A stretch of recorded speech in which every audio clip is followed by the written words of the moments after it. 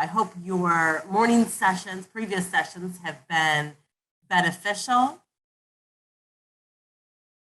So our session today is focusing on managing challenging behaviors. My name is Jodi Chesman. I'm the Behavior Intervention Specialist with the Department of Special Education Services.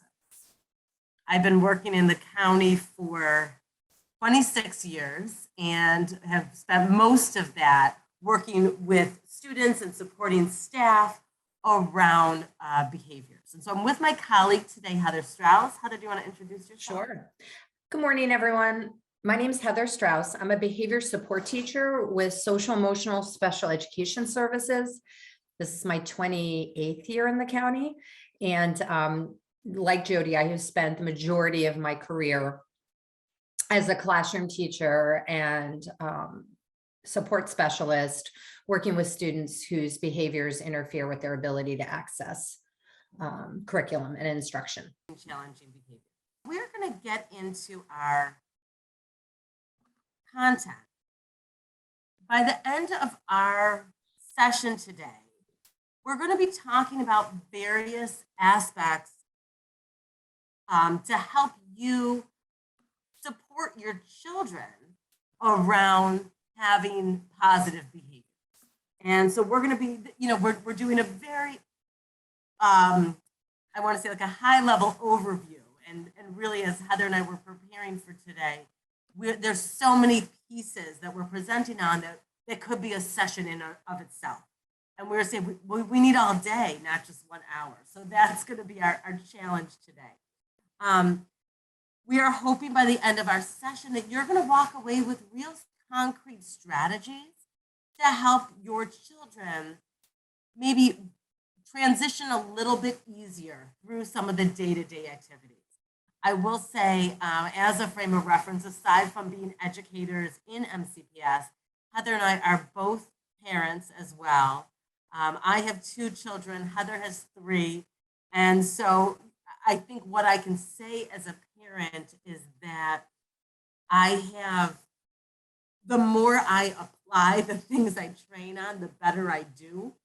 And there are many days that I don't. And so full disclosure, there are many days where I'm a frazzled parent, like many of us. But I think I find that the days that I really think about these strategies and use them are just so much smoother for everybody. As we look at how we're managing behavior, and behaviors happen all throughout the day, oftentimes at the least convenient time, we really want to think about how can we set up an outing, a day for success. And what some of the things we're going to be talking about is really modeling the behaviors that we want our children to display. And that's really, really important. If we don't want children yelling at us, as hard as it is, making sure that we're monitoring our tone of voice, making sure we're being flexible, all of the things that we want our children to see, doing it ourselves. Also spending time together. I think, time is the currency of the family. And oftentimes the time we do spend with our children are telling them to do something, getting them to do chores. But just spending time with them with no agenda, whether it's playing a game or going for a walk or having fun, really helps when we're having to get into more of the management of behaviors. I think also understanding where children are. 2-year-olds are different than 5-year-olds, and 5-year-olds are different than 7-year-olds. I am deep in parenting 3 teenagers, which is very, very different than when I had young children, but understanding the behaviors that are within the developmental framework and having expectations that are around that. I think one of the hardest ones is consistency. Doing these things consistently and not just every once in a while is probably the hardest of all of the kind of best practices. And also making sure that your rules and expectations are consistent, clear, and specific. And I think those two align together. when we're tired, I think it's really hard to make sure that we have clear and consistent rules and boundaries and limits, because sometimes we want to let that go. But they have to really be in place the majority of the time, even when we're tired, even when we're stressed, even when we've had a hard work day. So being prepared, really thinking about what are the logistics? Are we going on an outing? How long is the drive? How long will we be there? Is it a place that's going to have things? You know, I think about taking young children to Target and going down the toy aisle. So, you know, is there going to be an experience that we know is going to be challenging for our children? And do we need to say we are going here and we're not going to be buying something? Making sure that we're previewing expectations and what children can expect. Taking activities with us if we're going to a doctor's office. And we know that there's going to be a long wait. If we're going to be flying somewhere and we know that there may be a chance of a delay, do we have snacks and activities and things our children can be doing? And then also being consistent with other people in our child's lives. How do we want them interacting? What are the expectations? What are the rules? And really making sure that we're having the other adults, because it does take a village, that they're helping us reinforce those rules and expectations. I know that my personal parents would feed my children candy and cake all day long, and that is something that I had to work with them on, that was not something that I wanted. Jodi, I think we're ready to. Thank you. So as we're talking about the challenging behaviors, we really need to keep in mind our own mindset. I think that for me has been a big game changer in terms of parenting. Because what we know is that the challenging behaviors that our kids will demonstrate, they're often a result, they're not trying to just give us a hard time or make us late. It really comes from an emotion that our children are feeling. They're nervous, they're worried, they're stressed, they're uneasy. All of those things may be driving, all of those emotions and feelings may be driving the behavior.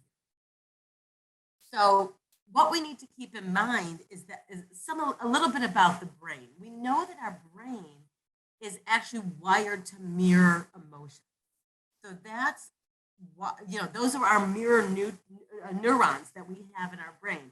We need to really be careful that if my child is feeling stressed, I need to make sure I'm not letting myself get stressed as well, because then we are not helpful at all in the situation. And, similar to Heather, I have a teenager now, so there's a whole new slew of emotions and feelings. And I really need to make sure that my mindset is separating myself, being supportive of my child, but not taking on their feelings and emotions.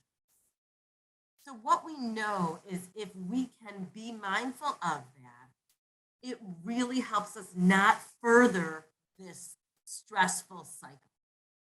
So if we can be supportive and kind of validate their feelings, I can see that you're stressed right now, and acknowledge it in that way, it can often diffuse a potentially escalating situation and will allow us to be able to go on with our day, go on with what we're focused on, what we need to do. So if we can think about how can I approach my child in a supportive way, when I think about the other day when we were running late, which is probably typical for many of us as parents, and you're trying to get out of the house, and I really wanted to say, just really quickly, get on your shoes, come on, we gotta go. And I'm noticing myself getting frustrated, and I was able to stop. And this is, just because I think I talk about this often, it's in the forefront of my mind to help me be able to stop and say, okay, hold on, what can I do to help you get out of the house right now? And that was my conversation with my child. like, because we need to go. How can I help you so we can get in the car? So when we think about our mindset and being supportive, I want you to think about sometimes it's saying, how can I help you? What do you need right now? Rather than telling them what we need them to do, sometimes we have to stop and just kind of check in. What do you need right now? Sometimes saying that we need to leave.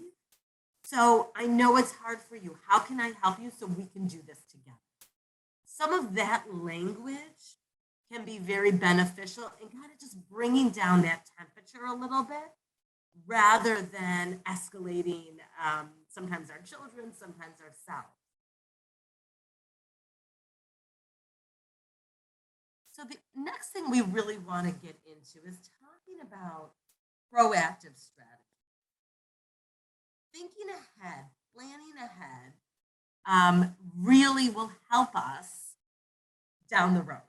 And so when we acknowledge positive behaviors, using a timer to help us set limits, using some of our when and then statements. When we're done, this is the thing this is the fun thing we're going to get to do. Giving the student a job. These are all things that we can do to be proactive to help us set up the situation for success. So as I mentioned, some of those are verbal, some of those are visual, and some of them are things I have to plan for ahead of time. Heather's going to run us through some examples. So Jodi, sorry. That's okay. So Jodi talked about being prepared. And I think when I talked about the developmental stages, some of these are great for younger kids and some of these work better with older children. So when we think about visual schedules, when we think about younger children, them really knowing where we're going to be going. You can use pictures or you can use words, depending on where they're at. I think checklists are great. I know when I had to go to the grocery store with my children, that was a particularly stressful time. And I would give them each a list of things that they were going to do. And it may be somebody's getting the cereal and somebody's getting the milk, or you're in charge of the grocery list to make sure that we're getting all of those things that we need. First then boards are great because they allow children to understand, first we're going to go to the grocery store and then we're going to stop at the playground that's there. Or first we're going to go to the doctor's office and then we're going to be able to stop. And I remember when my oldest was he had some health issues and was needing to go to the doctor a lot. There was a Krispy Kreme right by it. So he always knew that once we go to the doctor, we would be able to go to Krispy Kreme. This is an example of a visual schedule. So really laying out what a child's day is going to look like. Behind those pictures is Velcro. So I keep on wanting to say students as we're still in school, but your children can be taking those things off so they know that they're done. Oftentimes, not knowing what's going to happen creates anxiety and distress in people. And I feel that as an adult, I like to know what my day is going to look like. That helps me get into the right mindset and know, okay, this is what I'm going to do. I think about morning routines. Young kids, very stressful. You got to get up, you got to brush your teeth, you got to get dressed. There's all these things. Saying it is great, but when you can couple the words that you're using with something visual, we know it increases people's capacity to get things done. So anytime we can pair an expectation and having it also be matched with a visual, it increases the probability of someone engaging in that behavior. When we think about first then boards, go ahead, and then I'll add something when you're done. Okay, I was waiting for you to go to the first then board. Oh, sorry. Okay. Then can I just add something really quick? Of course you can. I think one of the things that I also want to add to when we're talking about some of these visual schedules and checklists, it really takes the struggle. I'm looking at this bedtime routine and I'm remembering with my own child when, the washing and the brushing the teeth. And when there's a schedule that they know that is their list, that is their check sheet, it takes the struggle out of and the reminders and the nagging. And so it just kind of makes it easier for us as parents as well. So I talked about this a little bit, and I definitely experienced this with my own children. Going to the doctor's office can be very stressful. Usually there's a wait. Oftentimes there's people that the child doesn't know. It can be crowded at times.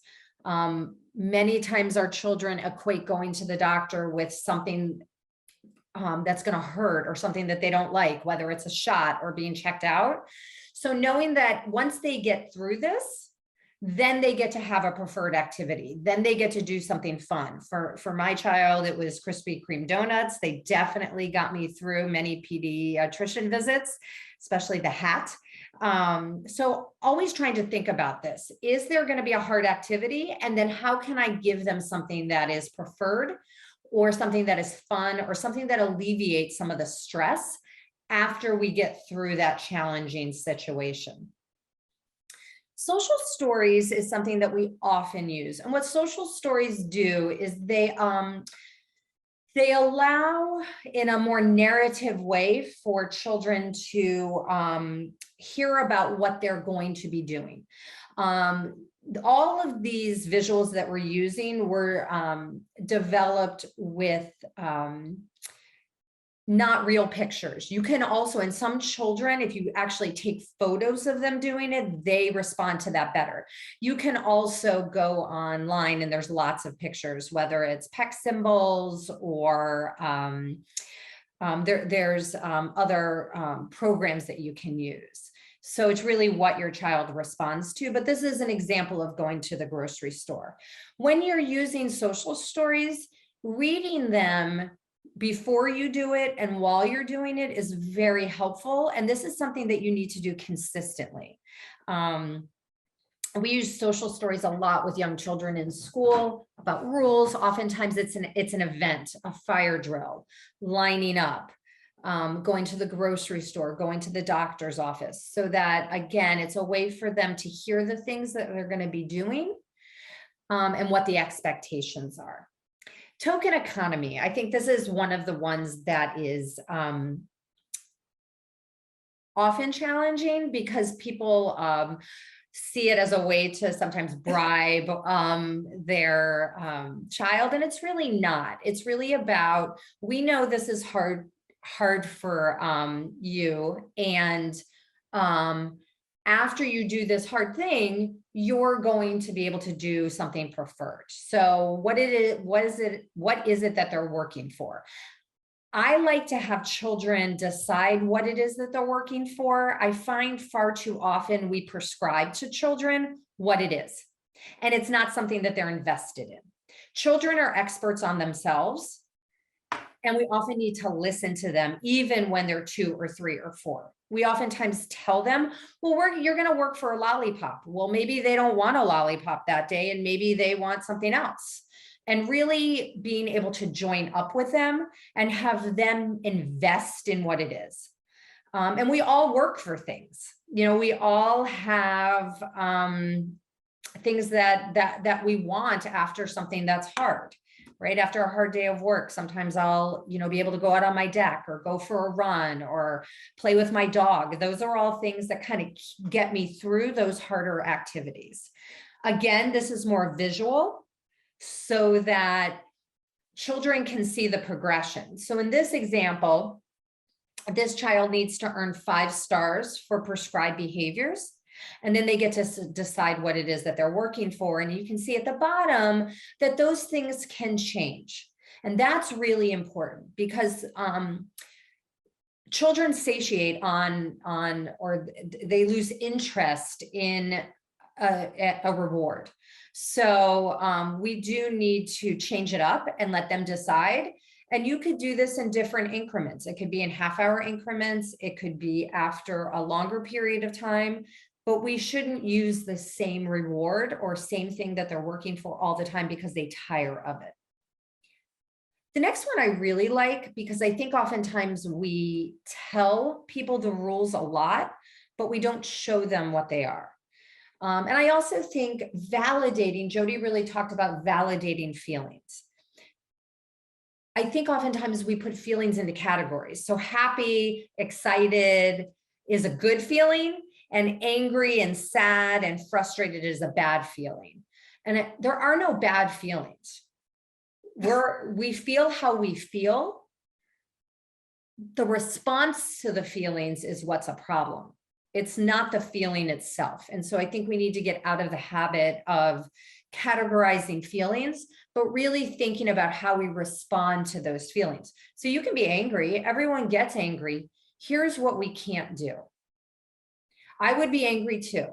We went to the store, you were excited to buy strawberry milk and there wasn't one. I absolutely understand that you're frustrated, you're angry about that.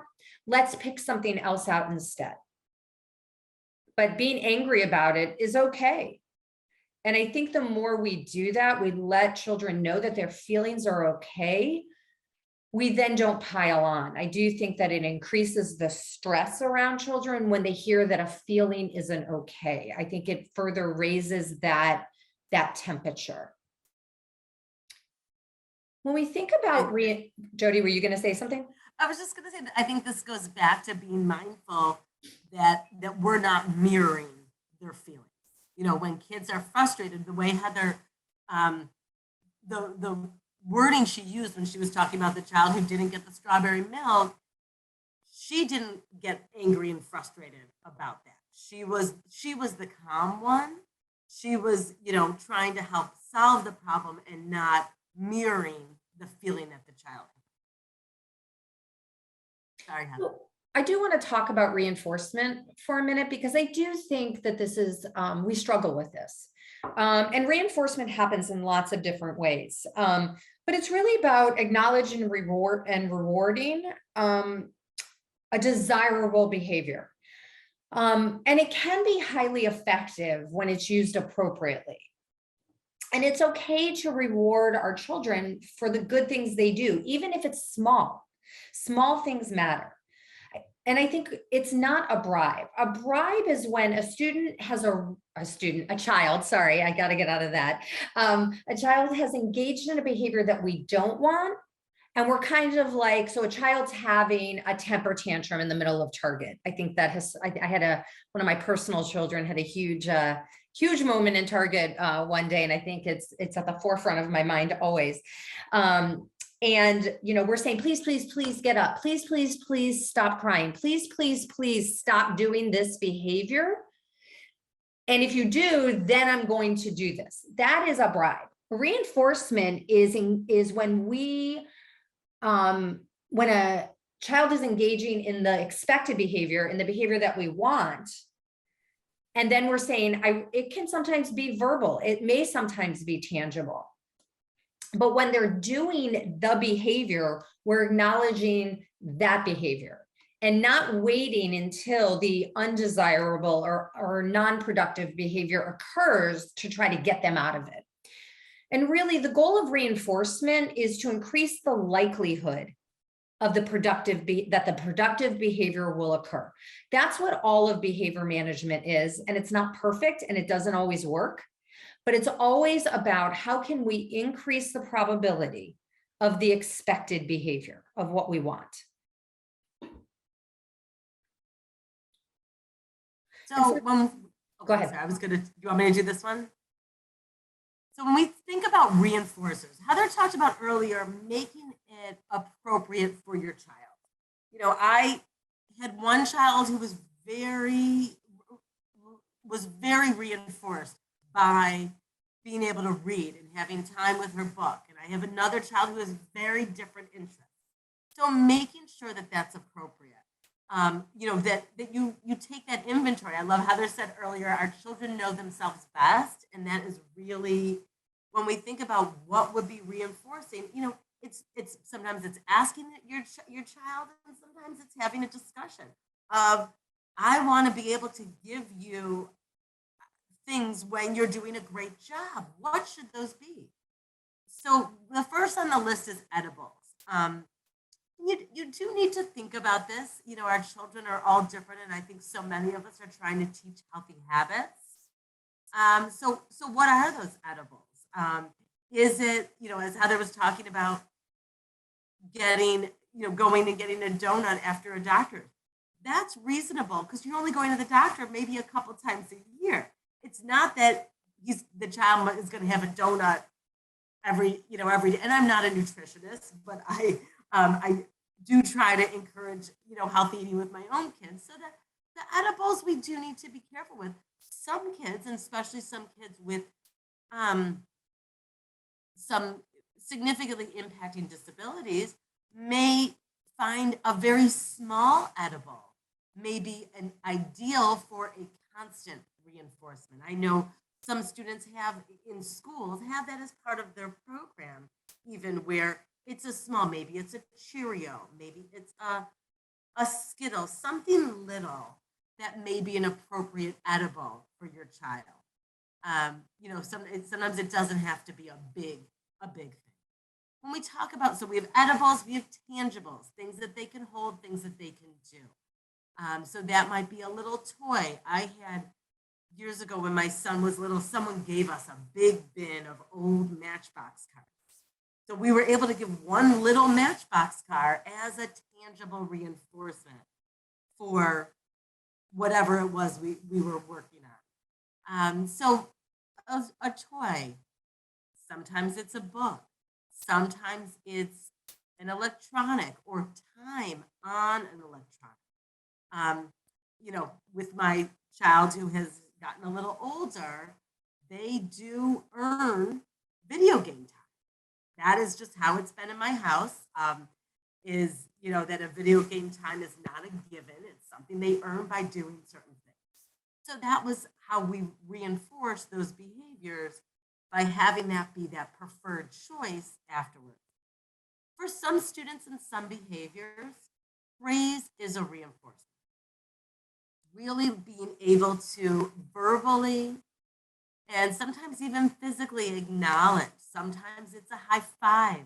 Sometimes it's a hug. Sometimes it's saying, you just did a great job going through your entire morning checklist. And I didn't have to remind you. I'm so proud of you today. What a way to start the day.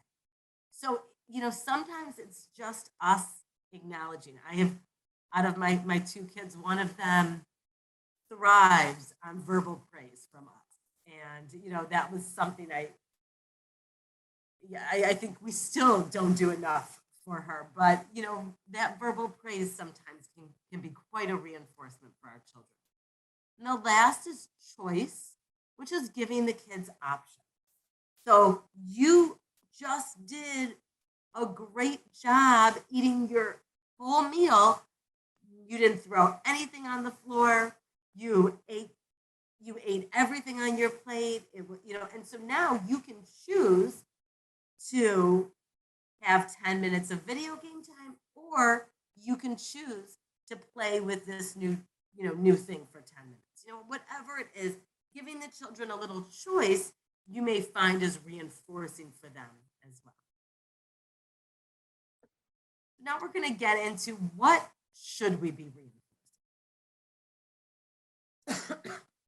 So when we think about what we should reinforce,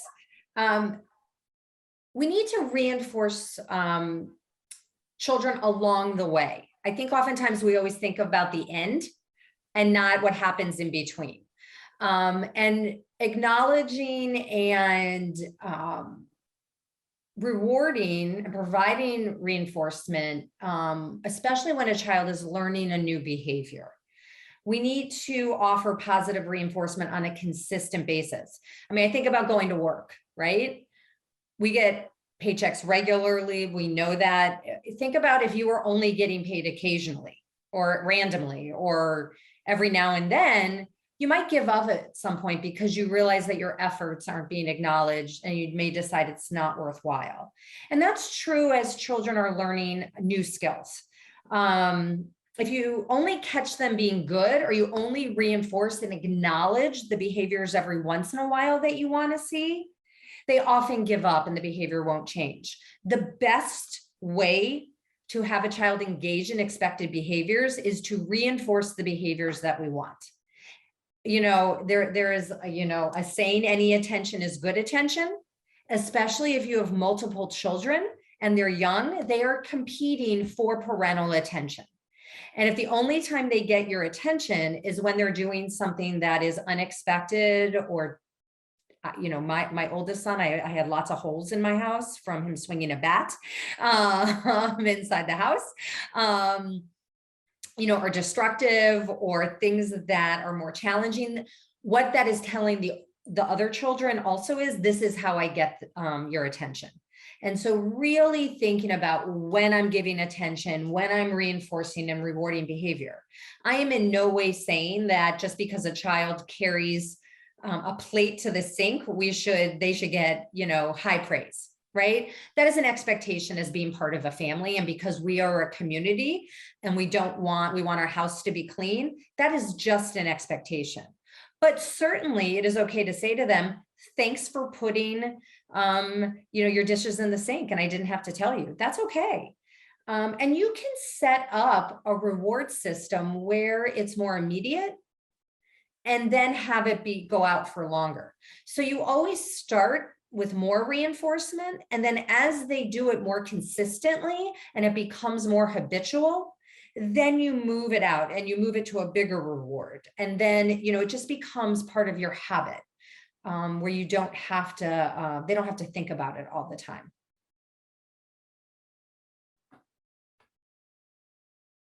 So the other piece that we need to be careful with is watching our attention when Heather touched on about that reinforcing negative behavior. One of the ways that we can reinforce negative behavior is when we end up giving in, when we've said no, no, no, no, no, and then we say yes. And so when we think about if we tell a child that they can't go outside, and the child's saying please, and then they're saying pretty please, and then they're saying pretty please with kisses on top, and eventually they're whining and complaining, and then if we give in and say, okay, fine, go, we're really reinforcing that negative behavior. So that's something we want to make sure that we're being careful about, that we're not reinforcing that negative behavior, and that we're really able to keep a focus on that positive and continue with being consistent with what our messages are.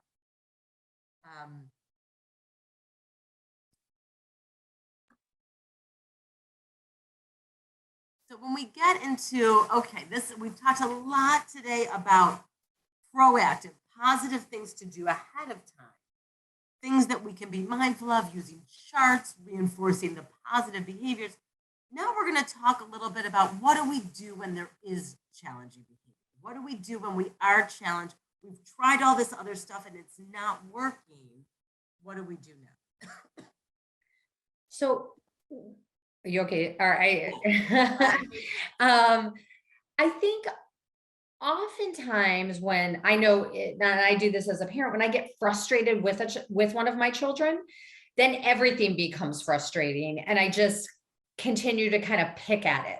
And even the little things. So kind of ignoring some of that lower level behavior and really honing in on the one thing that I need them to do. When I think about timeout, I do want to talk about that for a minute. I think we have created this kind of castaway, go sit on the stairs, go do this, as opposed to, it looks like you need to take a break. And if you think about it, we all take breaks. When I'm upset, I may go for a walk. I may say I need to think about this for a minute, and teaching a child to do that in a healthy way is really important when we talked about modeling the behavior. So moving away from timeout being a quote unquote punishment and having it be a strategy to recoup Because when children, and Jodi talked a little bit about this, just what we know about the brain, there's different parts of your brain. And depending on where you are emotionally, it depends on what part of your brain you activate. And when we, as parents or children, are in their emotional brain, you're not making rational choices. And so what we want is, as parents and as children, to get back to the logical part of our brain, the part of our brain where we can see cause and effect. And having people take a break, and not having it be a punishment, because when children, and I do as an adult, think that something's being taken away from us or we're being sent away, we all have this need for belonging, this need for acceptance. And when we feel like that is being severed or that we're being cast away, we resist that. And it continues to exacerbate the situation and keeps us in our emotional brain. So really having it be whether it's time out or take a break or go for a walk, it be a positive rather than a negative thing. And it's a way for children to hopefully re-engage in that conversation around what didn't work. How did you not hit the target? What part of the rules or expectations were broken? And then what do I need to do to restore? What do I need to do to fix the broken rule? And I think that that's another important part. Jodi, were you going to say No, something? I so agree with you. And I think that timeouts, if we can think about it really as the time to reset the brain. And if we look at it like that, like a time to just reset our brain rather than a punishment, it's more effective. I want to go back real quickly and talk about ignoring actively for a second. Because when we think about ignoring some of the behaviors that we see from children, excuse me, ignoring can be helpful with some of those low-level behaviors. We're not going to use ignoring if we're talking about a student who's being aggressive or being dangerous. Of course, we wouldn't use that. But ignoring might be, if I have a student who is a child, who's tapping their fork on the table or something like that. Now, when we think about ignoring, if your child is doing a behavior to get your attention and you ignore them, their behavior is going to continue or get bigger until they get your attention. So when we think about ignoring, I want you to think about ignoring the behavior but not ignoring the child. So I might have a child who's banging their silverware. We're at a restaurant and I really don't want them doing it. But I might say, okay, honey, can you show, I might start talking with them about doing something different or showing me something, or I might be trying to engage with them so that, and I might even just say to them, can I help you? Do you need an activity right now? What do you need right now? How can I help you? I might be saying that to my child, but I'm going to be ignoring the fact that they're banging the table because it's going to stop, especially once they get some attention. So being careful if we're using ignoring, that we can ignore the behavior, but not our child. We're not ignoring for any unsafe or dangerous behaviors.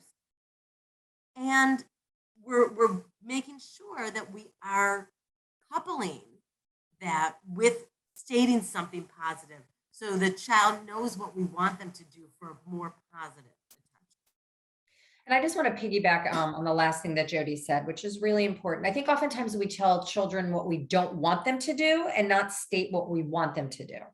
And people remember typically the last thing that's heard. So if I say don't run, what the child is going to remember, especially when they're younger, or what they're going to hear is run.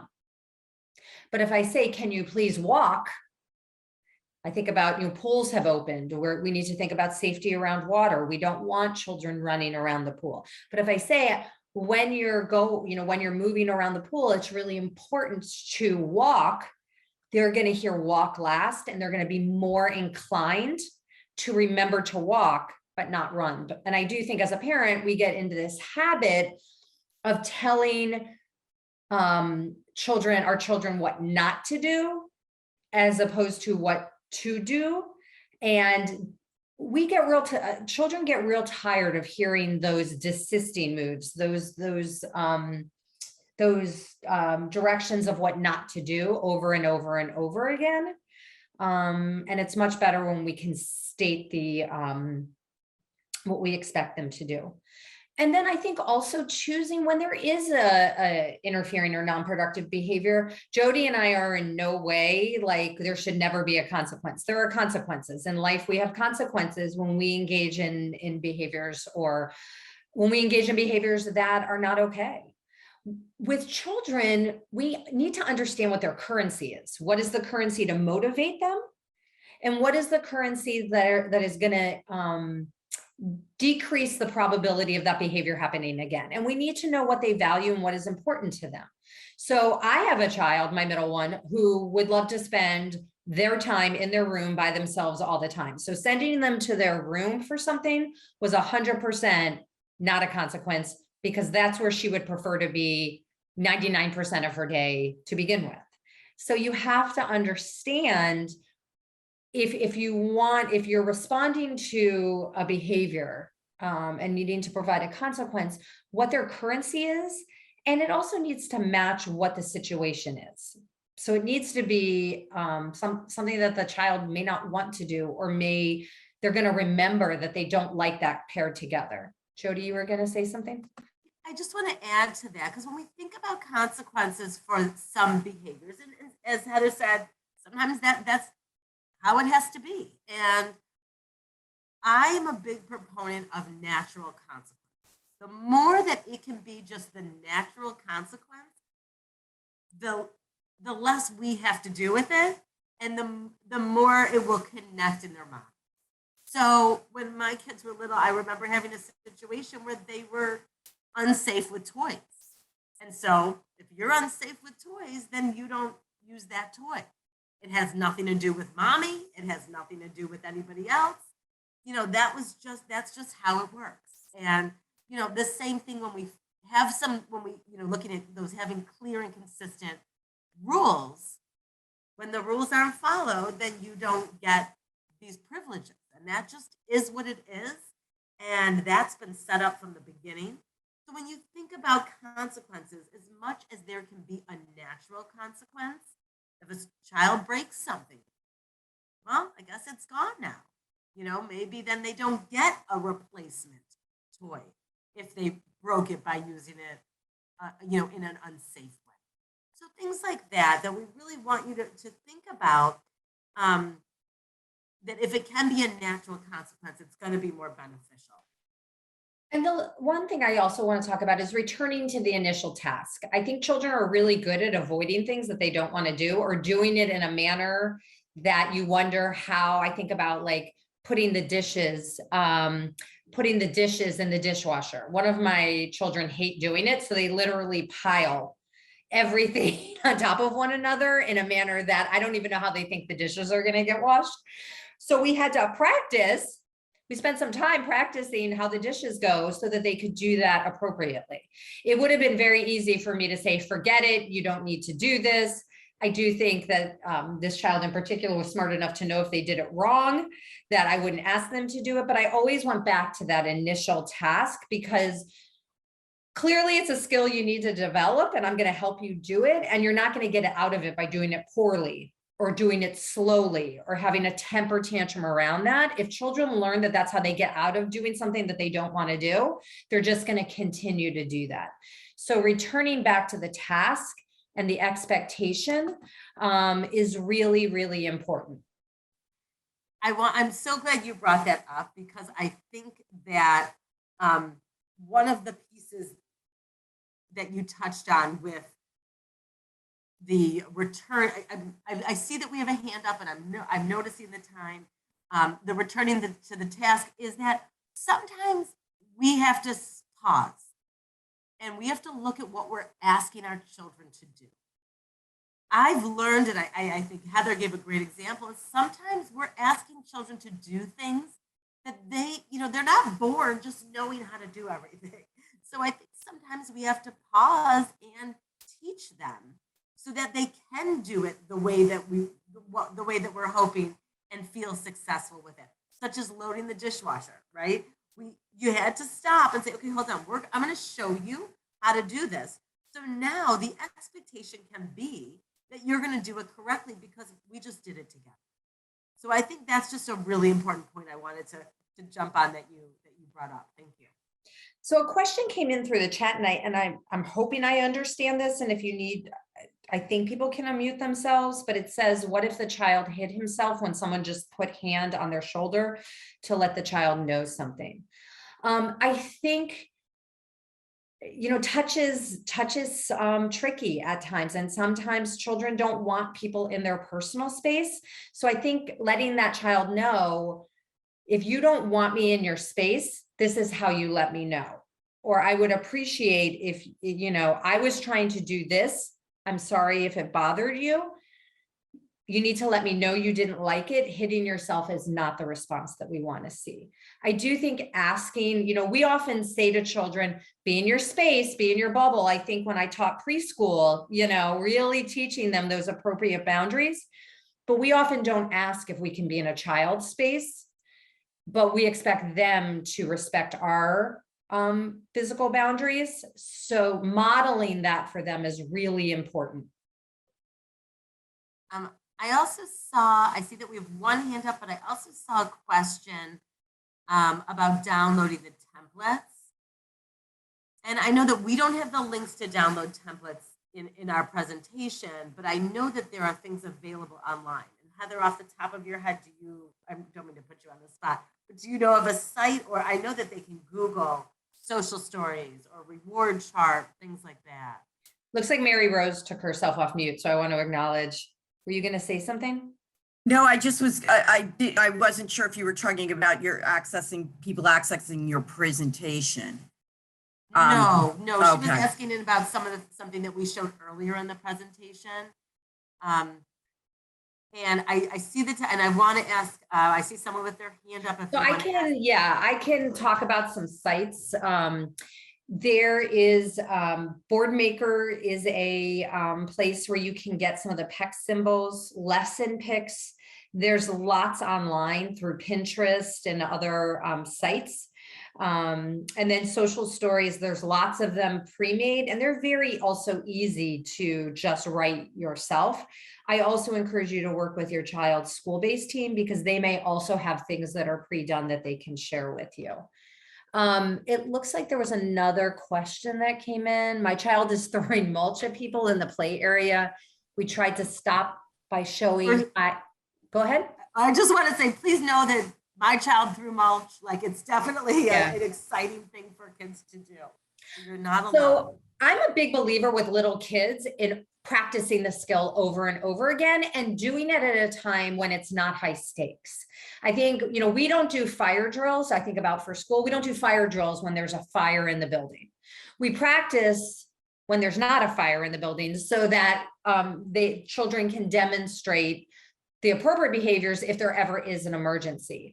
So having your child go out, and it may be for 5 minutes, play around mulch, and then bring them in and reinforce that they didn't throw mulch, and then extend that to 10 minutes, and then extend that to 15 minutes. It's called successive approximation, and we want to extend the time that children are able to do that skill. But if we only practice it when it's higher stakes, when there's lots of children around and children are adverse to it, and then it becomes a thing, it's not only stressful for us, it's stressful for the child, and they equate that experience with something negative.